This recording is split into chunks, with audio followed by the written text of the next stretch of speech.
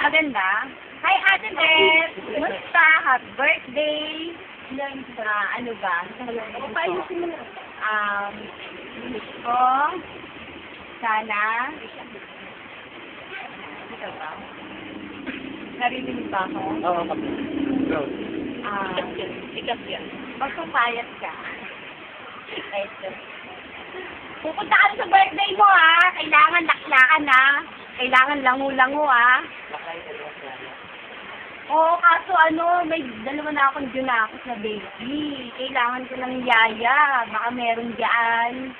Papaalaga ko. Ano to ba? Wala na, unforgettable moment. Basta, masaya ako. Gusto ko bumasya dyan. Ay, mapagpasorget.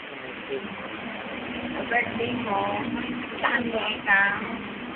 Gusto ko makita yung mga tao dyan, yung mga papa. Gusto na ba? Buhay dyan. Ano ba? Wala na. Yun lang. Birthday ko, August 29, kaso hindi ko kayo na-invite kasi wala pang matatanda lang. Bukas na yun. August 29. Hindi ko alam yung